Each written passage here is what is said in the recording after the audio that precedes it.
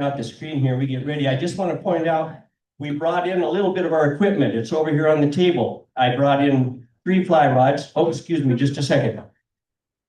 Oh, we do need to draw for the raffle. John, you got it? We weren't going to do that until the end of the meeting. Okay. That's okay. We'll get this much out of the way, make sure it gets done. Pro. We just can't do, happy. Okay, we draw. No, I don't know if I trust any. Not trustworthy. Screws up. It's been a long time since he's. I look. Not even watching more. I think it was. Okay, check your tickets. 369322. Somebody getting excited here. 3. 3, 2, 3. I know, So, yes. Can we still zoom, right? This is, I don't need to see that. Miss me. You went out because it says that you. Yeah. He was right. So how was your lunch today? Good. Really good? Yeah. Oh, that's what we got for 8 days, every meal. We didn't get salad. We didn't get rolls. We didn't even get cookies. So, I thought I'd lose 38 pounds. I probably gained 10, so I don't know how that works, but it's all good. No worries there. We're gonna get started in just a second. I wanted to mention the equipment we brought along. Okay. I love Apple computers. I love them too. Exactly. While he's doing that, if you didn't notice the hats when you came in, Cindy wears a hat maybe 3 times in her life. This week I wore it every day. Do you know why? Because I was so lovely every morning when I woke up. So we made hats for Jeff. As you can see, they say the Bob on them, and on the side they say Dad's 70th adventure. My daughter and daughter-in-laws came up with this idea and thought we should all have something. And we did have a few people when we first got to camp say, "Oh, you all have matching hats." It's like, yeah, we do. So that was part of our adventure, and this one will probably never be worn again, but I'm wearing it today. Anyway, we brought along some stuff. I brought 3 fly rods, a 4-weight, a 6-weight, and an 8-weight. You can see how fly rods are different from one another depending on the kind of water you're fishing and the fish you're fishing for and what you're fishing with. The 4-weight has a very small fly on it. The 8-weight has a big streamer on it, which you'll see us catch some bull trout later on these big streamers. I brought a couple of cans of bear spray.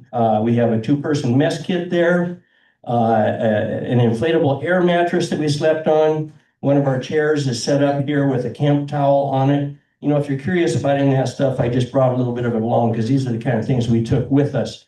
Everything that we took with us had to go in on horseback and come out on our rafts. So packing was essential.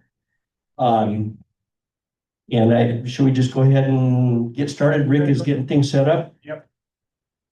I guess it was early summer, a year ago summer, that our son Eric and my son-in-law Stu and myself, we were sitting around a campfire late at night. And, you know, by the time we get to late at night around the campfire, our level of consciousness has changed a little bit. We start dreaming about things. And Eric was talking about, Eric and Megan have 4 llamas. And they backpack into the backcountry with their llamas, and their llamas carry all this stuff. And wow, that really sounds like fun. You know, wouldn't it be great to do something like that? Eric, we got to make sure we plan, to go out and make one of these trips because I'd like to do that. And little did I know I was planting a seed. And I actually turned 70 last March 19. And Cindy started bugging me, well before that. Hey, Jeff, what do you want to do for your 70th birthday? And it's like, I don't know. I don't need any big thing. A little trip would be nice. Maybe we'll go up to Vancouver for a couple of days. Maybe we'll go down to San Diego for a couple of days. She's bugging me. And finally, that was enough. It seemed like she quieted down. And so I think, okay, when we get a little closer, we'll plan something. And what's going on in the background? So we did. So our son Eric gives me a call later that month after we were out camping and the boys talked about this trip and he said, Mom, I got it. We're going to take Dad out to the wilderness. He's always wanted to do it. He's never been as far out as we went. So he said, I got this, Mom. I'm going to call the wilderness company. The back of my shirt. And we're gonna do this. So we started planning it a little over a year ago. It takes about that long to get everything set up. Well, just the planning, and he sent us a list of, the stuff we needed and the foods we needed and the clothes you need. Well, as some of you ladies know, I pack like this. And Eric told me I had to pack like this. So my clothes, yeah, we wore 2 or 3 days. It didn't really matter. No one cared. You all smelled. Oh, except you'll see a couple bows in the river. So at Christmas time, we decided we would tell Dad. So the 8 of us kept it a secret until Christmas. And at Christmas, we were I had opening. no idea. At Christmas, we were opening gifts, and every year, Jeff and I buy couples gifts for our 6 children. So this year, Jeff always helps me. And this year, I said, I got this year. Don't worry. I got them already bought. They're wrapped. They're done. So I didn't want him to know. So at Christmas time, the kids always come home after Christmas, and we started opening our couples gifts. I said I wanted to do that first. And so Eric opened his, and he has everything. So I don't know what his was. And Stu opens a sleeping bag or a mummy bag or whatever we call them. And everyone opened something, and Jeff got to his, and he kind of looked at this like, this is kind of weird. He's like, so he opens his, and it's a sleeping pad, I think. And he's like, we're all going somewhere, aren't we? It's like, duh, good job. So that's where we began, and Eric began to tell him about the fact that we were going to take him into the Bob Marshall Wilderness for a 13-day trip, actually only 8-day trip. Took us 13 both ends, and that's where we started. So, yeah, we're getting close to having our pictures up here, it looks like. Yeah, I had no idea what I thought. Well, maybe we're going to be hitting the Smith River in Montana, which is a permit-only river, very short season. And I said, no, Dad, we're going into the Bob. And that's what the locals call it. We're good to go. Plan saved us. All right, and so we'll bring up some pictures here. Just for no. Let me see here. Are you using the arrow keys? Yes. Yeah, looking for the arrow keys. No, on the keyboard. On the keyboard. And it's not working. Using arrows. Today's. Okay, there we go. You actually have to select the window. Select a window. Where is the window? That's the thing that's where the picture is. You don't, So I can just punch it and it'll go. you can just press Okay. the arrow buttons, yep. All right, here we go. For a trip like this, planning and preparation is absolutely essential. Again, everything we take with us has got to go in on horses, come out on in the rafts. And so we took what we needed, a few extra items to keep us comfortable, but the amount of stuff we took was we had to keep it as minimal as possible. So, air spray, toilet paper, sunscreen. I mean, there's just all kinds of stuff that had to go with us and had to be minimal. Anyway, you're going to say something. I had a question, Jeff, on that first picture. There was a lot of stuff there. Yeah, well, there's Who's gonna carry that stuff? no, we have a tax credit to carry that. Oh, Yeah. One of the questions I think that is in people's minds, but nobody dares ask is, you'd be out there for 8 days, you're going to have to go to the bathroom. And, what do you do? And, well, there's no bathroom. And so, I thought I'd take care of this right off the bat. You wander out into the woods with your bear spray and with a shovel and do your thing. So here's the shovel. You can see how large it is compared to my sunglasses there. And that's, so that question's out of the way. Now we go on organized trips down the Middle Fork of the Salmon or up in the Grand Canyon with a guided tour. We take along a groover. And if anyone knows what a groover is, we pack everything out in that case. But in this case, we left it behind. So where did we go? This is a map of Western Montana. This is the Idaho-Montana border, I-90, Canadian border, Flathead Lake. So we drove up to Flathead Lake, went around Flathead Lake and to Kalispell, up here to Columbia Falls, down to Hungry Horse, and we came to Hungry Horse was the last paved road we had. And then we drove 50 miles on gravel up to Hungry Horse Reservoir, to the headwaters of the South Fork of the Flathead River. We're in the Bob Marshall Wilderness. Bob Marshall Wilderness is the most mountainous wilderness in the United States. It has 60 miles of the Continental Divide in the wilderness. It's over 1 million acres. Has the largest concentration of grizzly bears in the continental United States outside of the greater Yellowstone ecosystem. It adjoins the Great Bear Wilderness and the Scapegoat Wilderness for over 1.5 million acres of wilderness. No roads, no mechanical devices, no chainsaws, no bicycles. In fact, we couldn't even take along our anchor systems for the rafts because there's a pulley on that anchor system. Technically, you're not even supposed to take along a pulley. So, yeah, big, wild area. When we got in there, we were at least 30 miles from any road. And no communications other than a sat phone, and we did have 2 of those in case of emergency. Eric and Danny both have sat phones, so we were able to communicate if we needed to. We could see the weather forecast and that sort of thing. So away we go. Here is our crew. Here's our crew. This is my pointer. It's what I used every day to fish with, but it had more to it. So this is Jeff and this is me, as most of you know. This is our youngest son, Danny. He's the tallest, but the youngest. This is his wife, Whitney, our daughter, Chelsea. I got to give a side note about Chelsea. She did not want to go on this trip. She would have paid anything to not go. She's scared of bears. She's scared of everything. She's scared of the dark, but she did it for her dad. So she gets extra credit. Her husband, Stu, took very good care of her. I think he calmed her down every night in the tent. Our daughter-in-law, that way. Our daughter-in-law, Megan, and our oldest son, Eric. Eric was our leader. He's the one that planned it. He and his wife, Megan, well, Eric's out fishing today, or he'd be on Zoom. He's out fishing for a couple days today. They both try to outfish one another. So you'll see a little bit more about their fishing down the road. So the 8 of them all went. We left the littles at home, no littles. So great for grandpas and grandmas and great best friends because Caroline stayed with the Chippendales for that whole 10 days. So they all stayed home and away we went. 50 miles down a gravel road.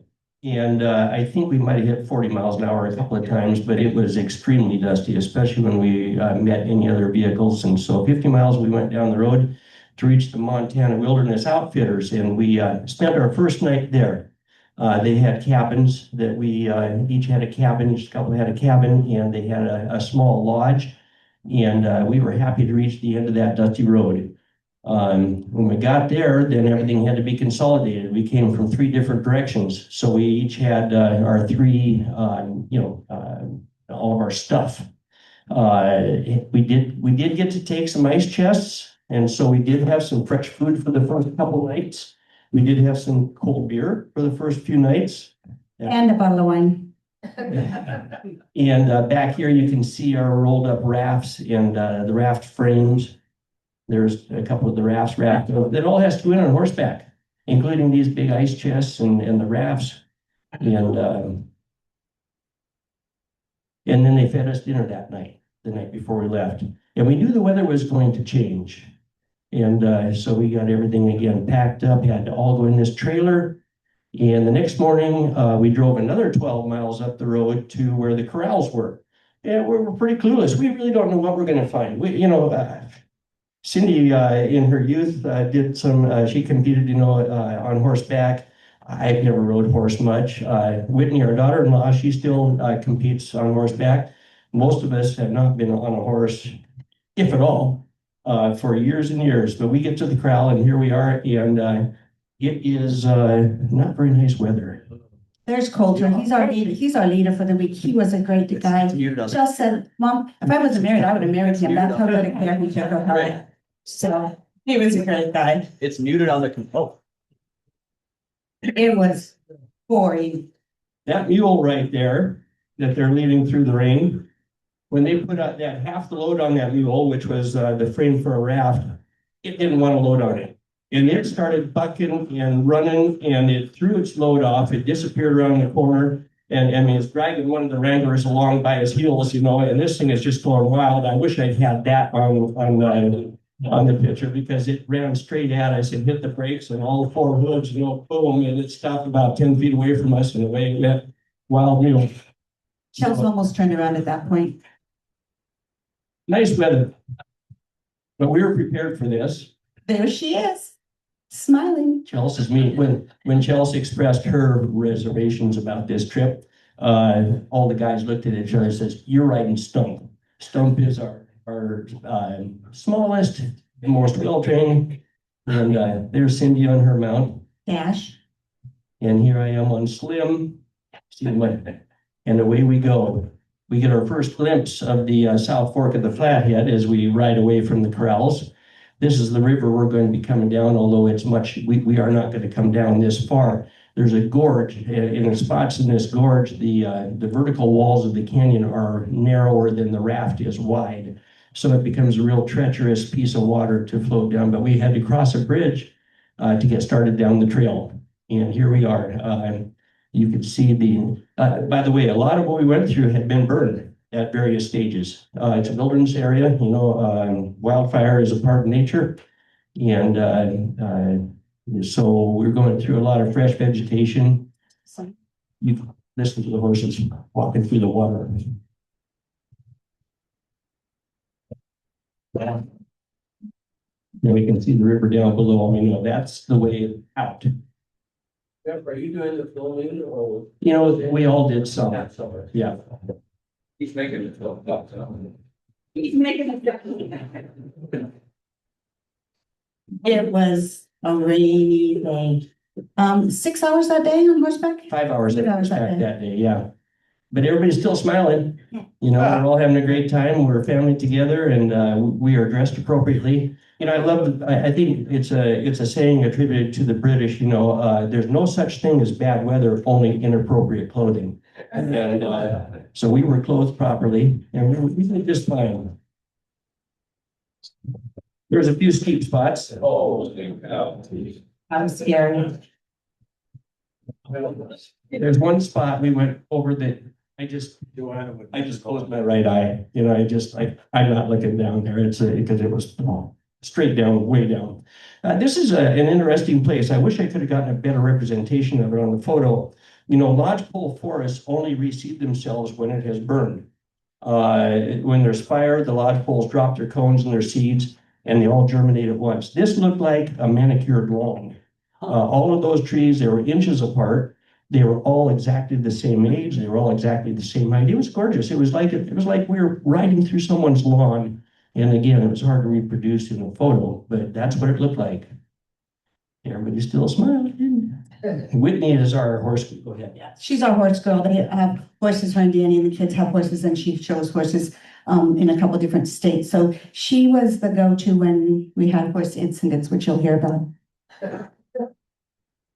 We're reaching the end of the first day, and we're going to have to speed up a little bit, obviously, but down there at the river is where our camp is. So how are we going to get down there? Well, Is that this usually? so when we came back on the river, we could take a picture of the trail that we went down to get to that camp.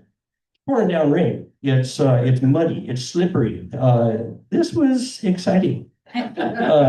Stu was riding a mule. His mule hit a large rock. Both of its rear legs went out from under it, and all of a sudden Stu was, all they could do is hang on. Of course, the mule regained its footing, and away we went. But that was an exciting moment. I'm not sure Stu had ever been on a horse, so it was a great trip for him. So we got to camp, and it's still raining, but we're happy to be off out of the saddle after 5 hours. Your buns feel. Actually, not too bad. I wore padded bicycle shorts. I think that helped. It was hardest on my knees.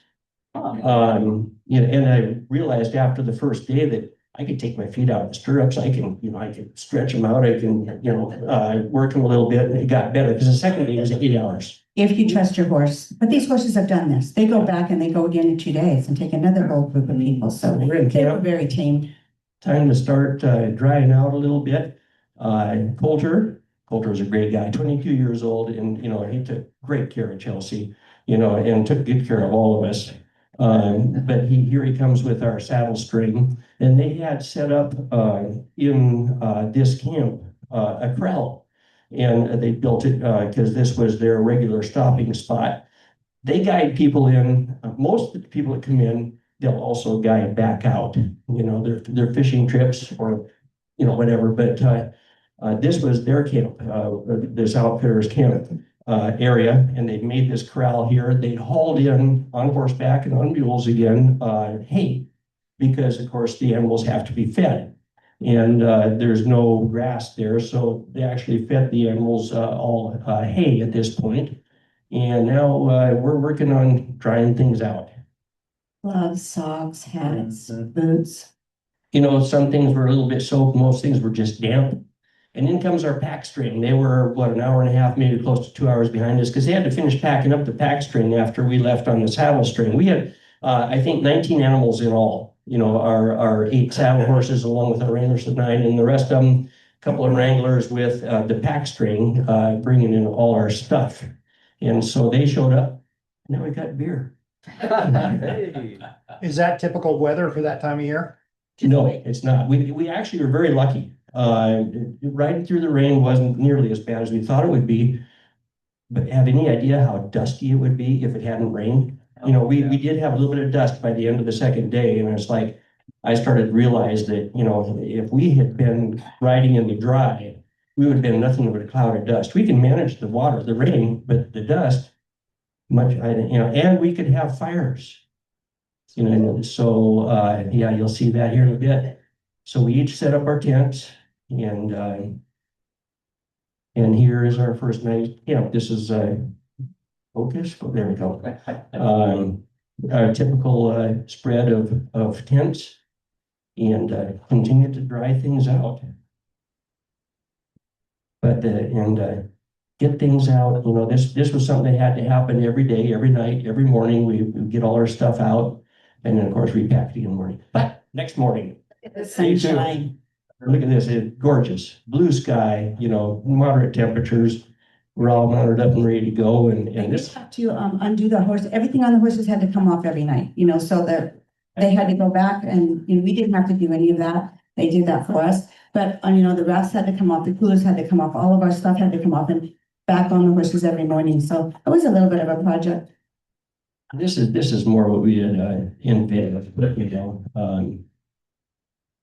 this kind of a ride rather than out through the rain.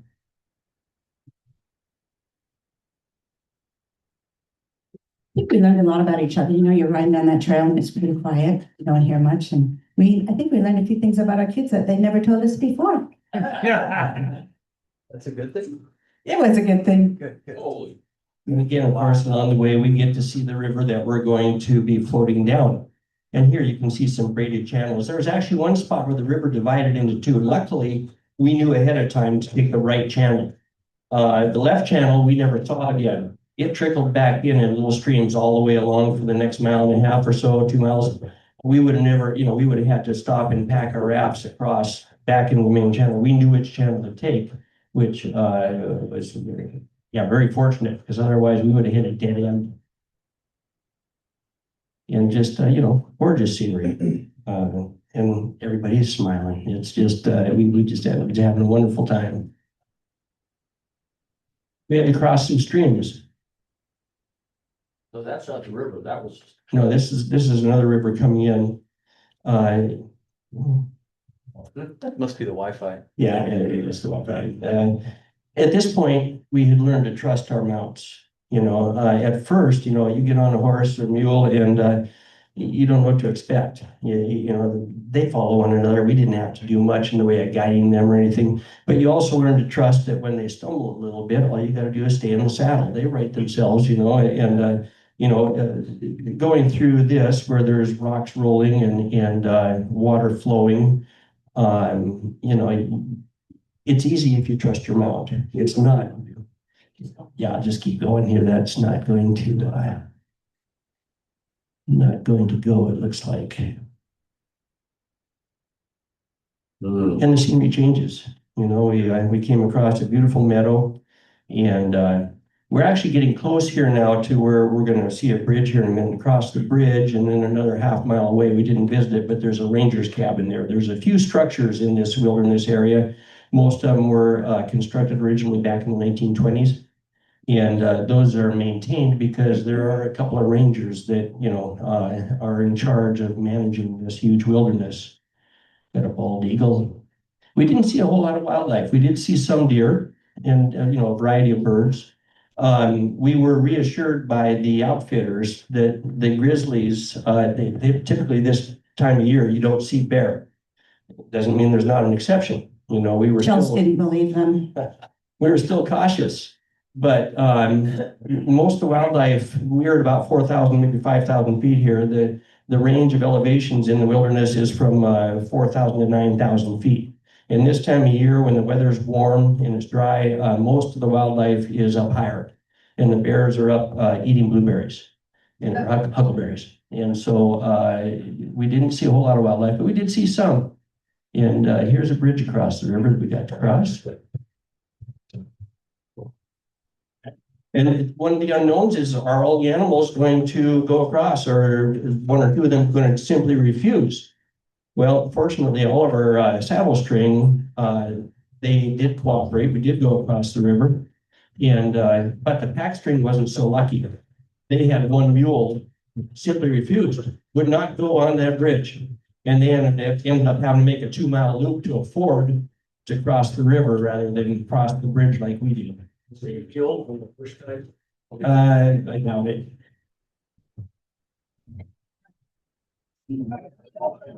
Right now.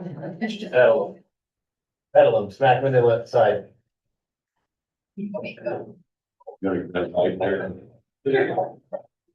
It was Chelsea.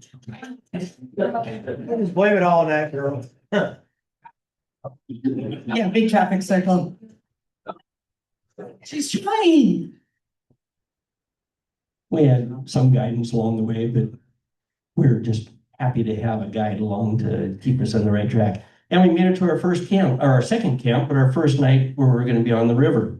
And, we'll just take care of each other. And this is a great bonding, loving experience for this family. I mean, just, that was the best part of the whole trip, was we just took care of each other, But after 8 hours in the saddle, it felt good to take off your shoes and sit down on something besides a saddle, soak in a little sun, rest up a little bit. It was his birthday. That's Dan, right? That's me. That's Jeff.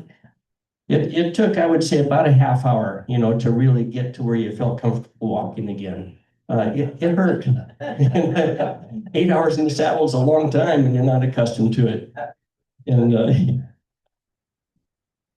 in comes the pack string. We've been there already for a couple hours. Again, they had to make a detour. They started out later than us, and the pack string came in. And I had to take one parting shot of my Mount Slim, because of course, my trusty horse had carried me into the 36 miles up the river, and we set up another camp. I thought you were out of beer. Oh, there's the focus. Yeah. And this is our accommodations, which was actually very comfortable. I have one of the air mattresses rolled up back there. But these air mattresses, they're really cool. I mean, equipment we got nowadays, these clothes we're wearing, fabrics, just Black Diamond products, my raincoat, they're just fantastic. They're comfortable. We've used very little sunscreen, because we just cover ourselves up. You want to say something, or do you want to keep pushing me? Keep going. Okay. In any case, the air mattresses, they're in a bag that attaches to the air mattress. You open up the bag and flop it a little bit so some air goes in. You close the end on it, you squeeze it, and you blow up your air mattress that way. I mean, there's some of these products that are on the market today just make life so much easier. Then our pack string had to head out. All of a sudden, they left us and we were left all alone. Just the 8 of us and the bears. So that's them. There's 18 of them heading out, Jeff, 19 of them? Well, 19, but they're in a couple strings. But yeah, and culture took everything, took the animals back. It's getting close to dusk at this point, and he's going to ride 2.5 hours back to where that meadow was to camp for the night, where the horses can pasture and he can bivouac and then head on back to the headquarters again the next day. And we had a couple of, well, Cindy's giving me the word. Next morning, there she is. She's on the river. And Derek's my most patient one. He's the one that kept teaching me how to fish. Mom, calm down. Mom, keep your legs calm. Mom, don't move so much. So because I get so excited, and he's like, they're not going to bite if you keep moving. Cindy's actually a very good fly fisherman. She, you can see there's different speeds of water there. When you're fly fishing, your fly has to move along exactly the same speed as the water that it's in. If it's being dragged by the line or being pulled by the line, it leaves a wake, and the fish are not even going to look at it. So you have to be able to mend your line over those different speeds of water. Cindy's very good at that. And then, yeah, a little bit later, all of us except for Cindy and Whitney, hiked a couple miles further up the river to fish down to camp. And there's my first fish for the trip. So they're Montana black spots, people call them, but they're actually west slope cutthroat. And it's bath time. See if this happens. This water, you know, is snow melt basically at some point. Good. Refreshing.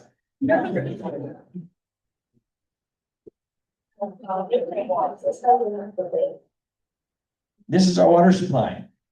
You know, we didn't want to pack in all our fresh water, so that blue bag there is we fill it up out of the river. There's a life straw type of filter at the bottom of this, and it runs down into our water bottle. And it takes, I don't know, 3 or 4, maybe 5 minutes to fill up a water bottle through that filter. And that was our drinking water and our cooking water.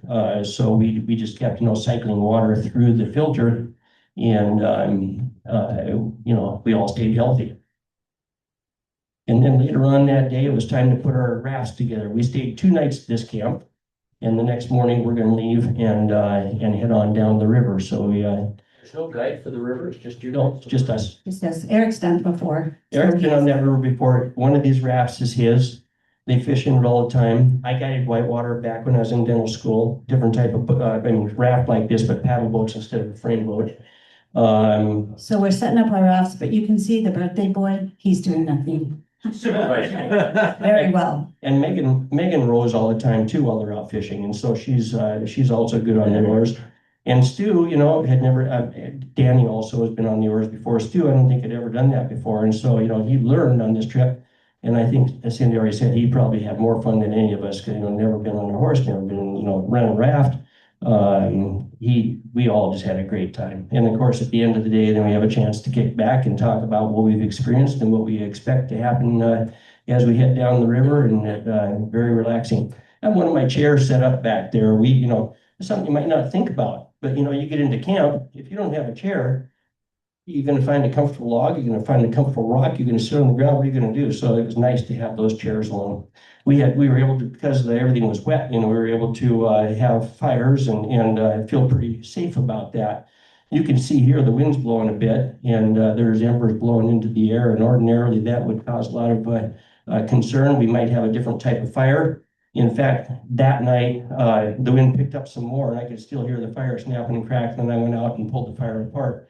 Even though chance of ignition were real small, it made me nervous. Did you carry your bear spray when you went out and took that fire apart? Oh, maybe.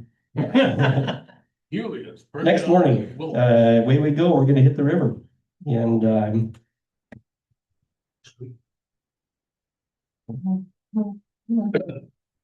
there we go. There's Whitney. She is Danny's wife. She caught the most fish on the trip.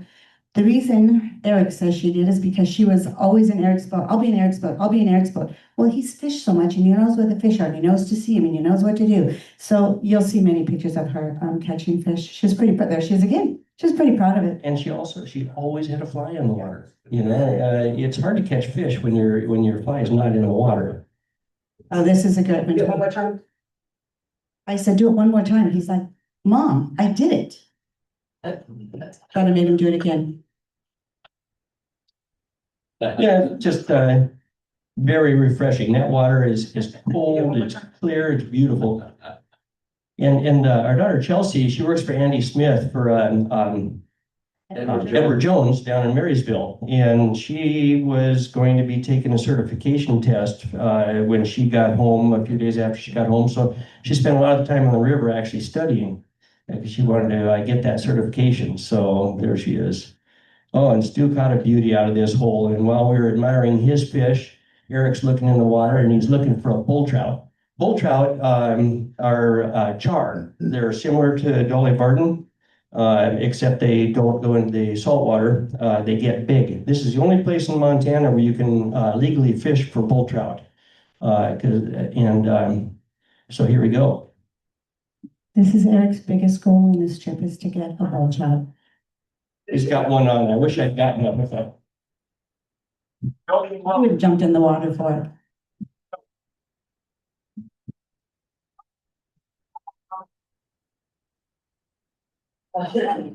Heads up, guys, heads up.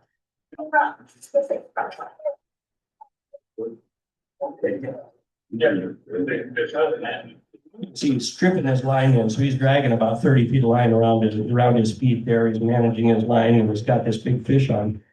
Makes me excited just watching it again.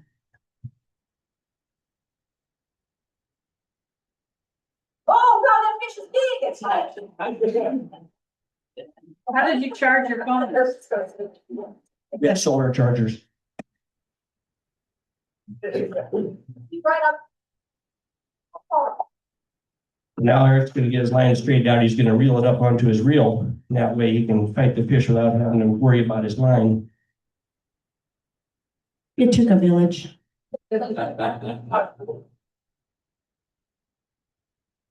Sue, your fish doesn't really matter anymore. Nobody really cares. You made it Yeah. It's all catch and release. All catch and release. I'm not even sure. I know the bull trout are catch and release. I'm not sure about the other trout. Look at that. That's a big one. She gets it. I got it on video. I'm turning this way.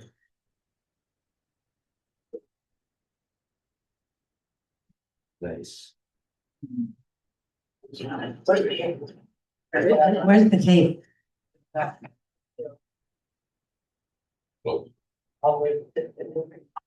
19. People thought we ate fresh fish, but you know, to cook fish for 8 people, you need a big frying pan. We're not carrying a big frying pan. How many inches was it? Yeah. 33 and a third. Whoa. That's incredible, almost 3 feet. You want to be careful when you let them go that they're breathing again and they're doing their own thing, so they are safe to be let go.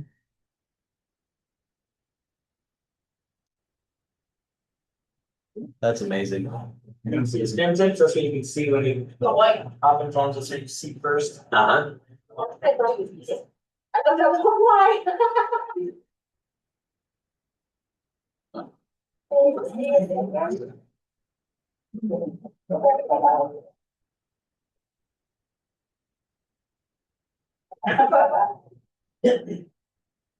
And that's very cool. Amazing.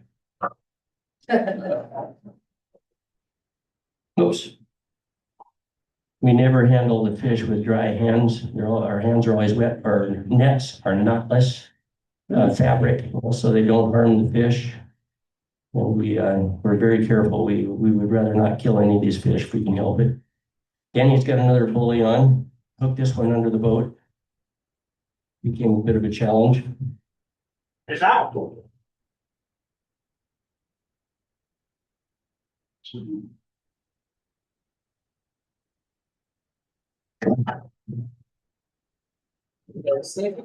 Left, yeah.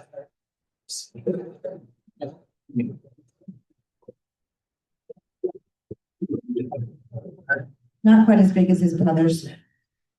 There's a little platform. He is a little brother, you're right. We wouldn't know if we wouldn't get you following. What test line were you using? Jeff, what test line will you use on?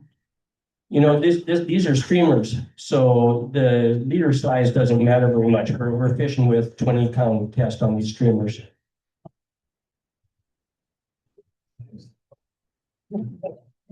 I don't, okay, keep going there until I get this reaction.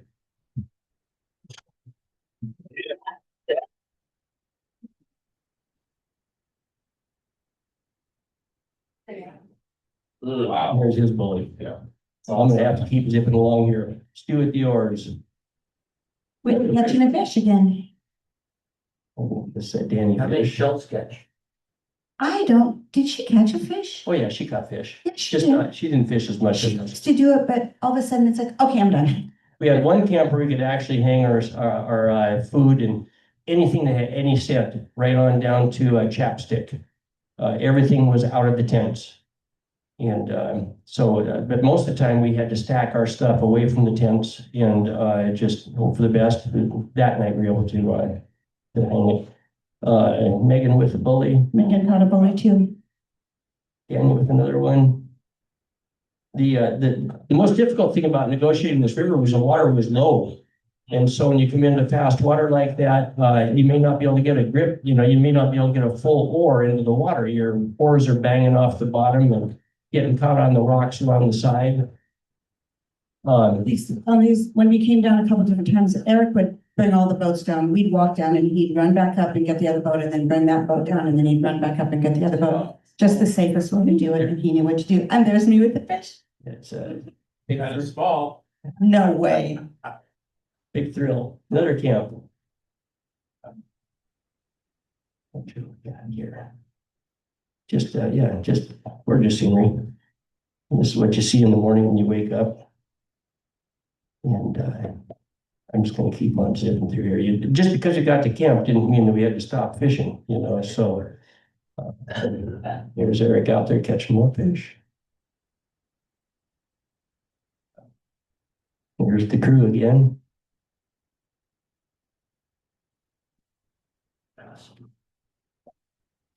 Another thrill. That was me again. That person started fishing. Actually, I think it is. I'm just gonna keep pushing through here. Again, we had a lot of fun sitting around the Oh, fire. yeah, we had Marshmallows. s'mores. The marshmallows got a little mashed, but and bedtime. Our weapons. Back up in the morning, getting ready to go again. So we had 3 rafts, 2 of them took people and one of them took all the pack. So one of them, we had 2 people in the pack raft that took all the gear.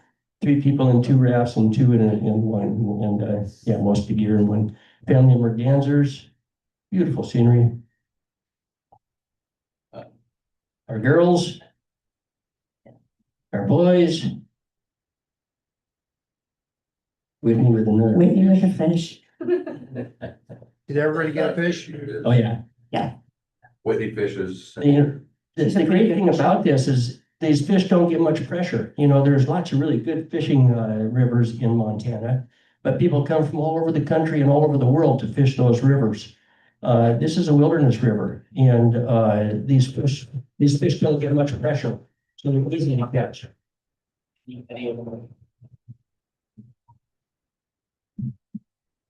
just have to pick your way through.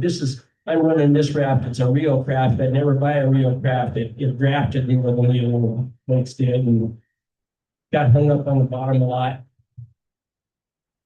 Awesome. I'm just gonna keep on going here because we're running out of time. Another typical scene. It's at times it was stressful and busy and Megan was a very good rower. She's got a lot of strength. here we're getting down towards the bottom. Danger, narrow gorge, 5 miles below this point, and there's a second bridge. Osprey. Now we knew that the last day on the river it was going to rain, and because we did have, like I say, some communication, and so we decided to spend 2 nights at this camp, spend that day in camp 3 miles above the takeout, rather than be on the river that day, because being on the river in the rain. It just isn't really that much fun. Oh, this is a really quick, great story. Sorry, Jeff. I have to tell this one. So we all packed in our food, as you saw. Well, you might not know that they make dehydrated ice cream bars. Look exactly like an ice cream bar, right, Jeff? And tasted just like it And they too. have the black little holes in the ice cream bars. So he walks out of his tent with this ice cream. And it looks like a real ice cream bar. It's like, how did you, Where did that come the from? ice cream sandwich So come? he's eating it and I looked at mine, I'm like, it's Dad's birthday. What are you doing? He's like, oh, these are $15. Do you think I'm buying one for everybody? And he sat there and ate it, but he did share it. Just had never seen such a We're thing. getting down towards the end. There we are eating. By the way, we ate the same thing we had for lunch here today, most of the time. We had jet boils to boil our water with, and those are great little camp stoves. They're butane. You can take a quart of water and have it boiling within 5 minutes. You can make coffee. You can pour that into your dehydrated food. And so here we are. It's raining the next day, and we are out in the woods, under trees, in Montana, mid-July, with a fire.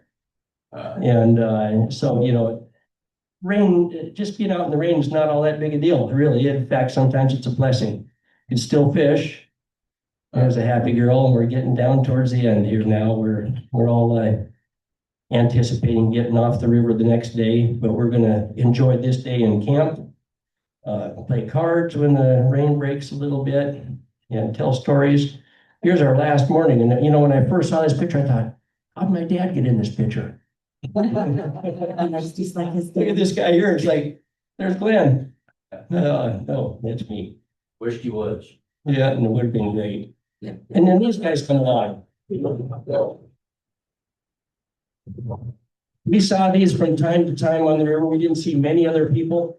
These are the tough guys. They hiked in 30, 40 miles from Ovando or Sealy Lake or whatever, packing their boats and all their stuff. Those little rafts actually weigh about 6 pounds. And that's what they floated down the river in with all the gear. Did they go to that tight gorge? that you said? So I imagine they could, but that's risky. If the water's fast, you know, you don't know what you're into. The character of the river changes as you get down towards the takeout. And, Your dad Eric brought all the grass down. It was a lot of touchless. As you can tell, he loves this. we all do. What, Daddy?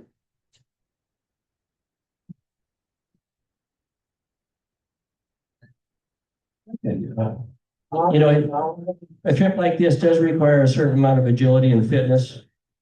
The great thing about a trip like this is you finish it up and you actually feel stronger and more fit when you're done than when you started, and not all vacations are tough.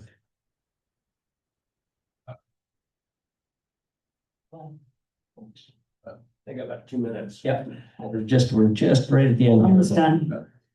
Take out 300 feet. We knew exactly what time and where to be. Here's our takeout, and then right here, we take out here, and then we had to pack all our stuff up here because the pack string is going to meet us there in the next hour or two. Packing the rafts back up, we had to take the rafts up and then we had to deflate them all. You'll see a picture in a second of us. We all just laid on them, got them all deflated, kind of took a rest. Dangerous water ahead. Remove boats here. And all this stuff has to go back up, but the pack string came down and picked up everything and we just hiked out, what, 3 miles? 3 mile hike out, yeah. Yep. Not bad. There's Walter. He came and saved us. Arrived.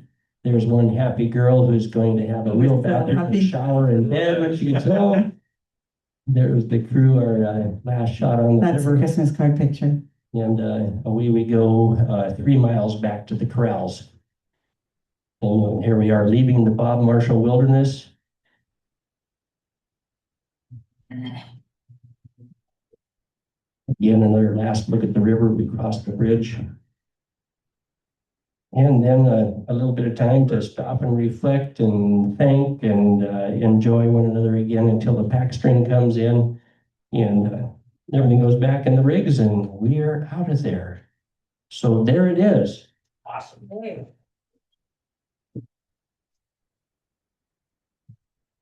I don't think so. Anybody have a couple quick questions? So anybody can leave without Embarrassment, please leave a question if you have to, but Yeah, please feel free to leave. The insect population, was it pretty buggy that time of year? No, we didn't ever put on any buffalo. not at all. It just was not a problem at all. It really surprised me.